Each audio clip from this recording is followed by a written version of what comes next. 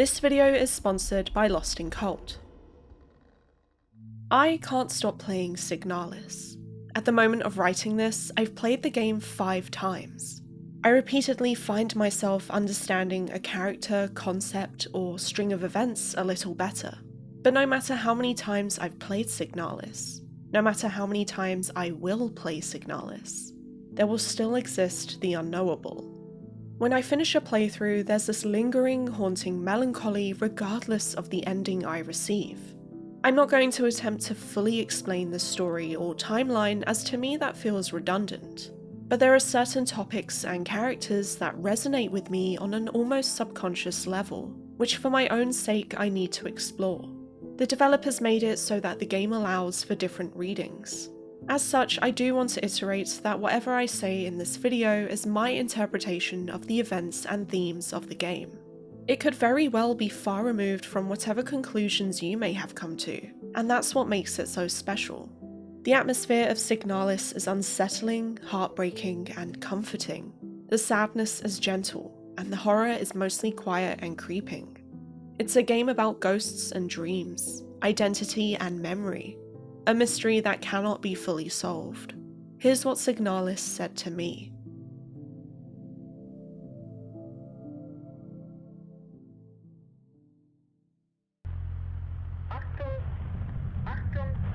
I'll use this chance to say that you should definitely play the game first before watching the rest of this video. There's going to be a lot of major spoilers, so don't delay playing one of the best games to come out last year. Signalis is set in a dystopian world where humanity has colonized the solar system. The totalitarian government of Yusan aggressively watches over the populace, spewing their propaganda through educational systems and workplaces. Detainments, interrogations, and extreme punishments for breaking even the smallest of rules are commonplace, and the documents we stumble across in the game mention banned media, censorship, forced labor camps, and compulsory military service. It's a harsh regime that brutally opposes anyone or anything not in line with their strict mold. In this society, there are androids known as replicas who work for the nation. Their roles range from technicians to leaders, each with their own skill set and personality that fits their job. These replicas are copied from a neural template of a human, otherwise known as a gestalt, and we know that this process is possible thanks to something called Bioresonance, which I'll talk a little bit about later. This gives rise to Signalis' most prominent aesthetic flair, which is that of retrotech. As a note in-game reads, "It feels like we've made little effort to really understand or replicate bioresonant effects with conventional technology. Our progress in the development of electronics and microprocessors has stagnated for nearly a century now, as we focus solely on new ways to instrumentalize this barely understood phenomenon. The technological interfaces and devices we come across in the world of Signalis are extremely outdated from our viewpoint. Yet there are advanced concepts such as androids and space travel that are available. It's a juxtaposition that creates a sense of unease and unreliability. If they haven't even moved on from CRT monitors, how have they mastered creating perfect copies of humans? And the answer is that they haven't. Replicas cannot be given certain items or be exposed to specific media, for example. Otherwise, gestalt memories might resurface, causing destabilization. Certain models will require fetish objects like stuffed animals to be given to them. Others will need to be in groups, and like to sing and dance due to their neural patterns belonging to a ballet dancer originally.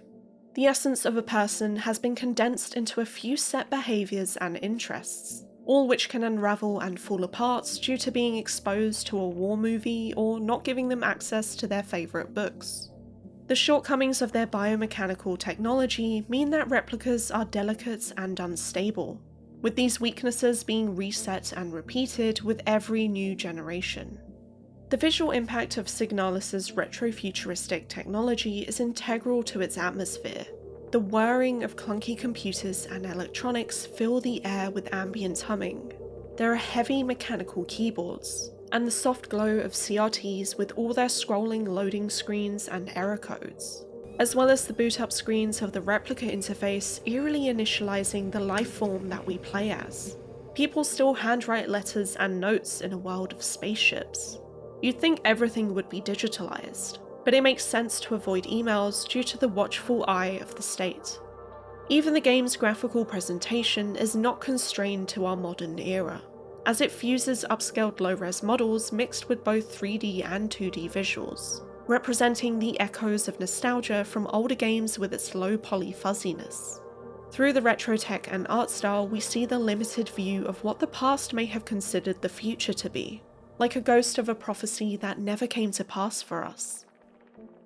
The concept of bioresonance is not fully explained in the game, nor is how it's exactly used to create replicas.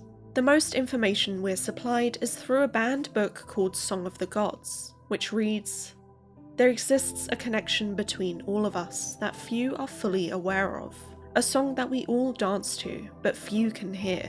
This deep vibration of the cosmos can not just be heard and felt. We all resonate in harmony with it, shaping it, deforming it around us. Those select few who can consciously perceive it often fear it.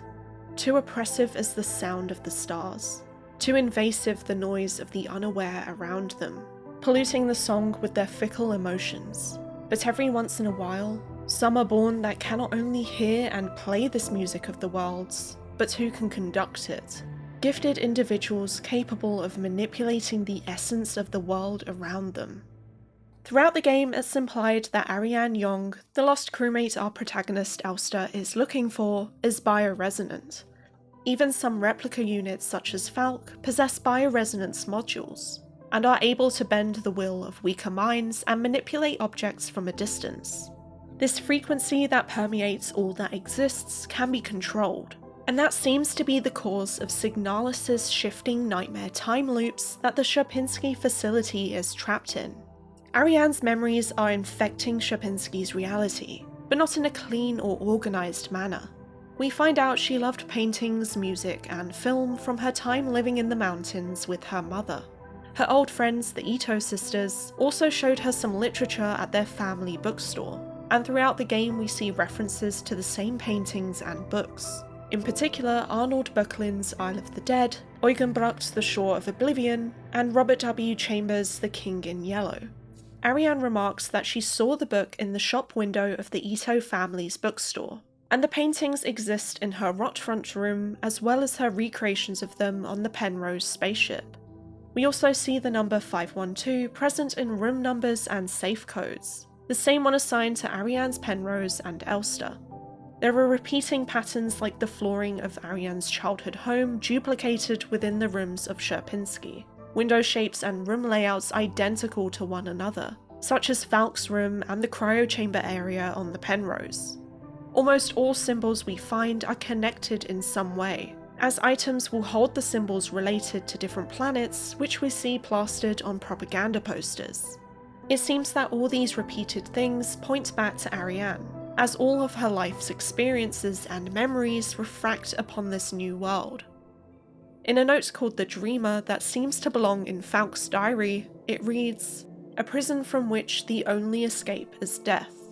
Deep below, the dreamer floats in a sea of flesh, the red eye birthing a new world from their dream for eternity, and each time the dreamer turns over in their sleep, the world turns over too until only flesh remains." I don't know for sure if Ariane is half alive in her cryopod, or if she has died and now exists as some bioresonant entity, but I interpreted this to mean that Ariane is imposing her dreams onto Sierpinski, which mixes two realities in a sense. That is, the old world and her memories. Like a neural pattern being imprinted on space and time instead of a replica brain. And in a way, it makes sense that a world based on memory is so unreliable. This new reality manufactured by Ariane's signal also has an effect on the minds of the inhabitants too, as through Elster we enter first-person segments in parts of Ariane's life, such as her home in the isolated radio post, a glimpse of a train journey, and what seems to be her room at Rotfront. Even a character called Alina details that she remembers a different name and a different life, and that her hair is slowly turning white. The photo of Ariane we find on the ship at the start of the game will change to look like Alina instead after an amount of time too, so we can assume their memories are merging. A magazine in-game explains the meaning of Peridolia, the tendency to see meaningful images in random patterns, like how Rotfront's red eye became symbolic of government surveillance, but actually it's just an anticyclonic storm. This reminds me a lot of dreams, which are also something people see meanings in, as if representative of our deep subconscious. It could explain how random parts of Ariane's life, even if just a shape or object, ends up representing something deeper within herself, like an emotion or memory. This mention of Peridolia makes me think we shouldn't take things too literally, but rather try to understand what we're meant to feel. Characters like Falk also describe their experience, saying that as the memories of a stranger rushed into my mind, I felt the borders of myself blur. Now I can no longer tell where Falk ends and Elster begins. I'm stuck here between her and me, with half-formed dreams and recollections penetrating my brain and tainting my every action. This shows that it's not necessarily just Ariane's dreams being imposed on gestalts and replicas. Just like the confusion the Sierpinski victims are experiencing, we too are subjected to an invasion of messy memories. In Signalis, it can often be difficult to separate what memories belong to who.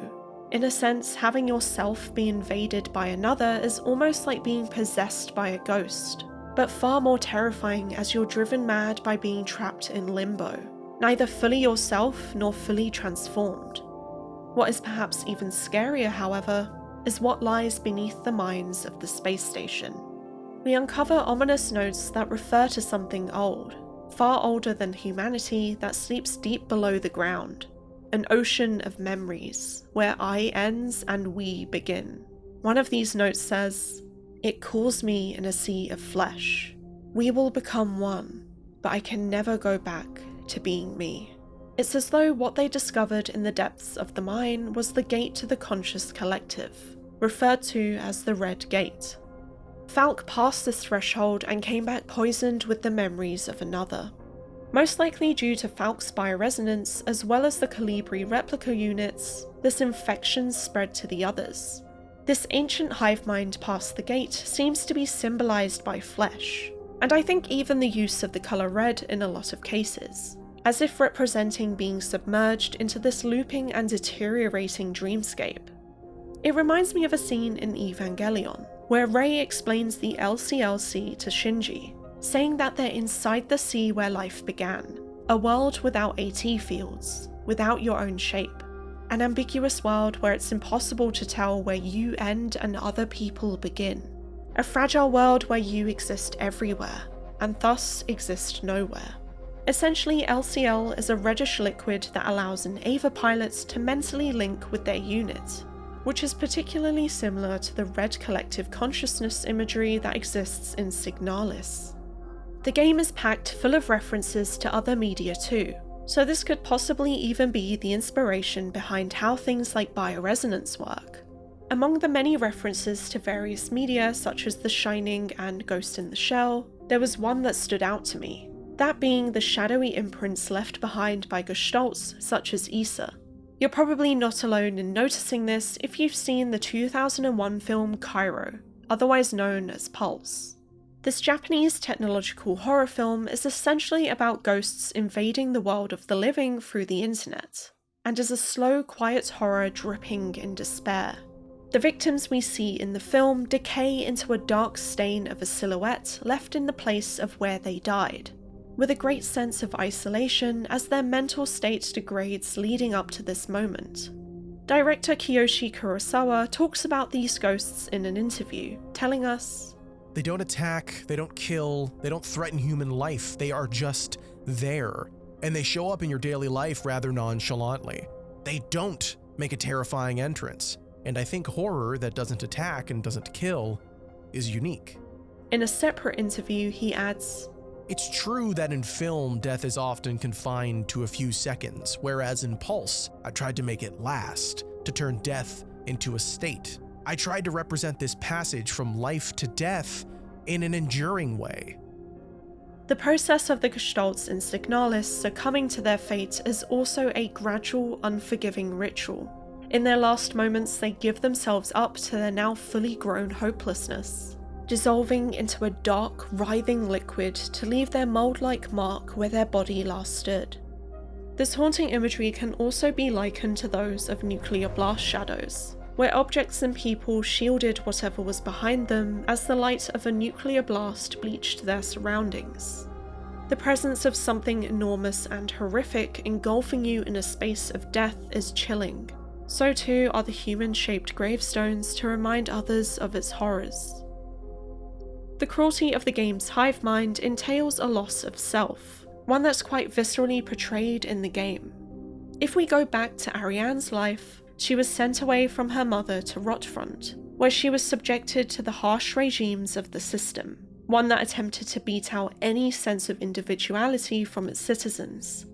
You could say Ariane's experience with the state is now being pushed on Sierpinski in a cosmic horror way, as the inhabitants are slowly returned to flesh. But at the same time, joining that ocean of memories means you'll never really be alone, and we see all of Signalis' characters suffer from a bleak sense of loneliness. It's no wonder some characters give up.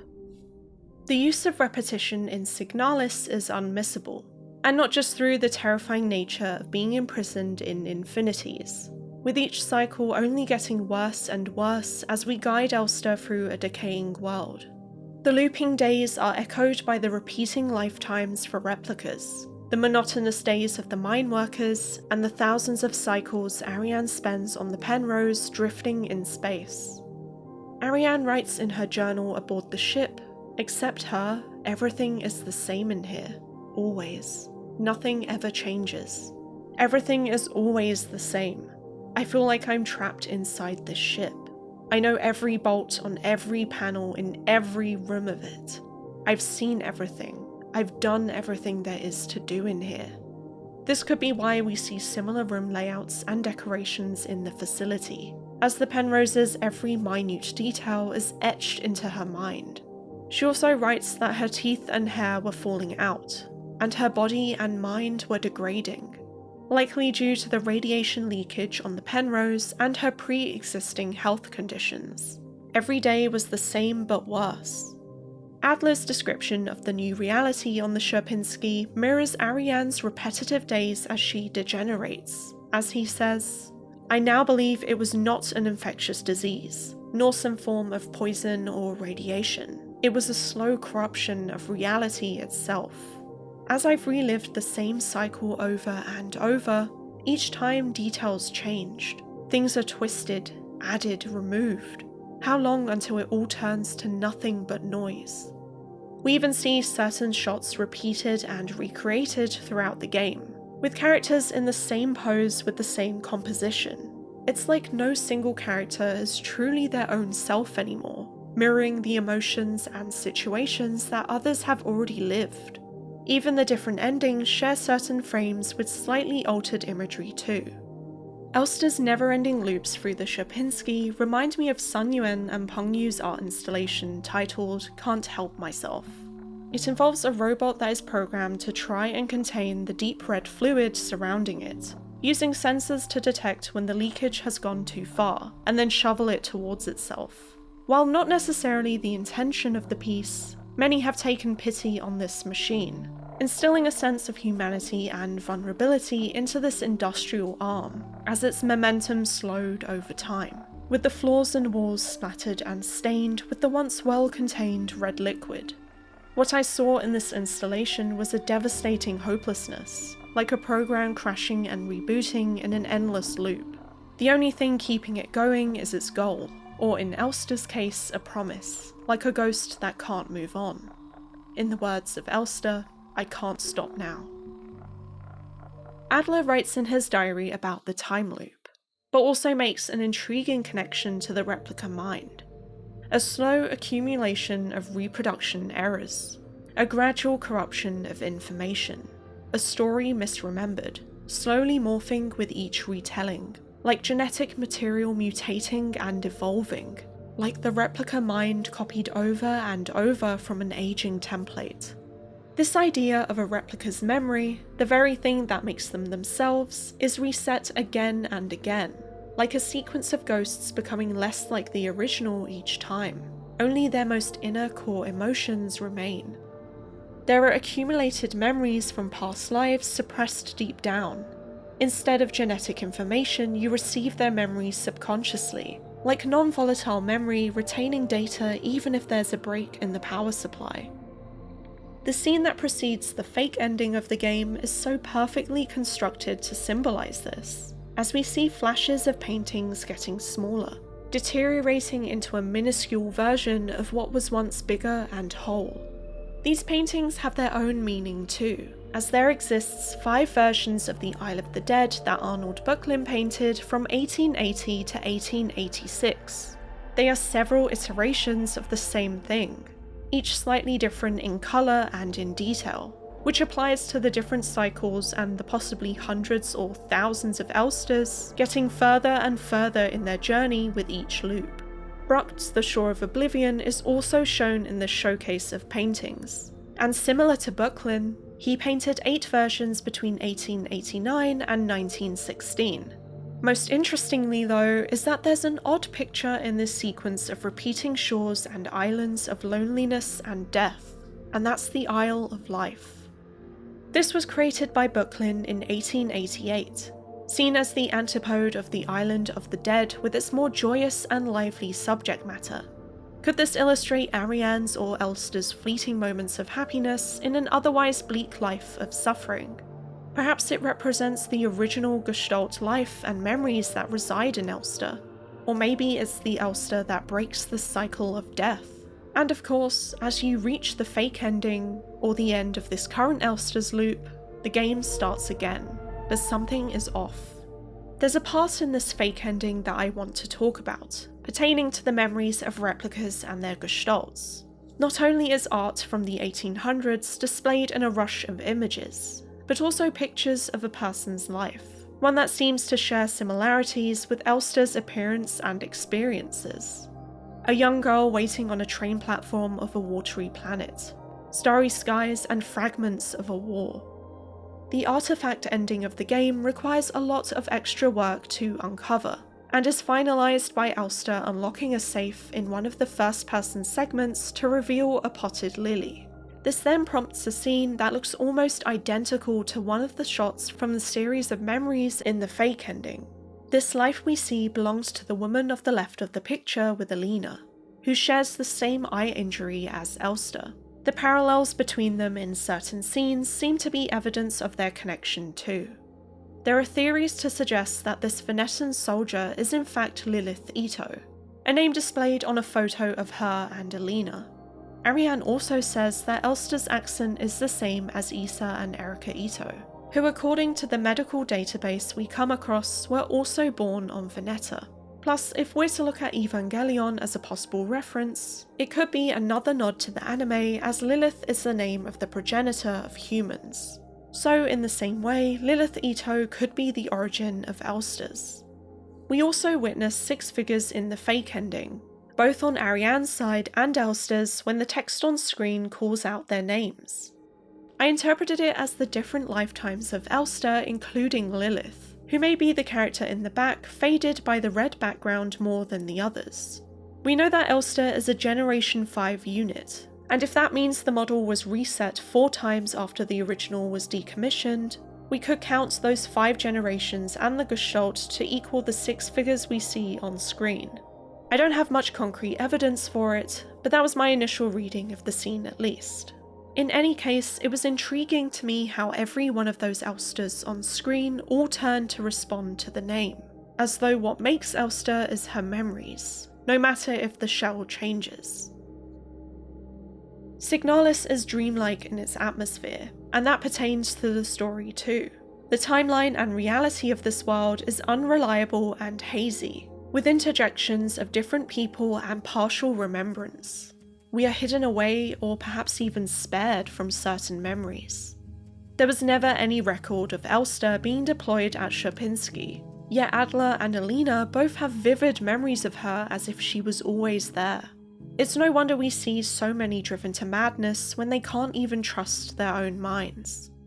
Signalis' surreal qualities extend to the art style, retrofuturism, and soundtrack, engulfing the player in a world unlike any other. One that is beautifully vague and significant on so many levels, and I think there's at least one thing any player can relate to strongly.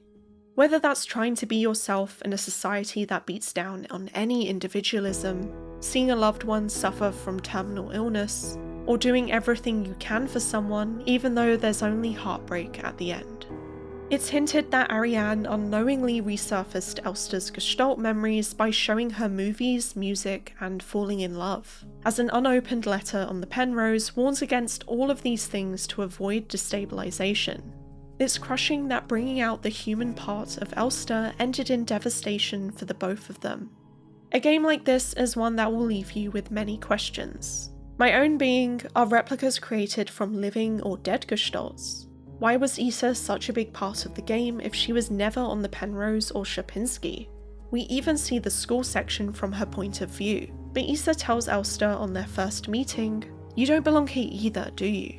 So it's clear neither of them are supposed to exist in Sierpinski's reality. Is Issa here because Ariane and Elster's Gestalt, a relative of Issa, both shared strong memories of her? Or is it something else entirely? I think the beauty of finishing Signalis is pondering upon its story and characters, how and why people came to be in this ocean of memories. Not a single player will have all the answers, and I'm not even sure there are answers to have, at least not for everything. All we can do is create our own meanings from what we experience. And I believe the way the developers have crafted this game allows for everyone's interpretation to be valid. And now for a word from today's sponsor, Lost in Cult. Lost in Cult's gaming journal series Lock On is currently running a campaign for Volume 5 until February 1st. This issue includes over 260 pages of written pieces and artwork, featuring games like Stray, Immortality, Sifu, and The Last Guardian, among many others. There will even be an interview involving Neil Druckmann to discuss the theme and characters in The Last of Us, as well as the intent behind Part 1. I'll also be interviewing the developers behind Season: A Letter to the Future, and I'm really proud to have been a part of Lock On now for almost all of their volumes, and look forward to what I'll write for them in the future. The deluxe edition of Volume 5 includes a limited hardcover copy with art prints, stickers, and your name in the book. There's less than 10% of the stock left, so act fast if you want one. You can find out more and pre-order using the link in the description. You can also check out Lost in Cult's other projects like Design Works, and keep an eye on their future plans by checking out their site and socials. Thanks again to Lost in Cult for sponsoring this video. And of course, thank you all for watching. I'll see you in the next one.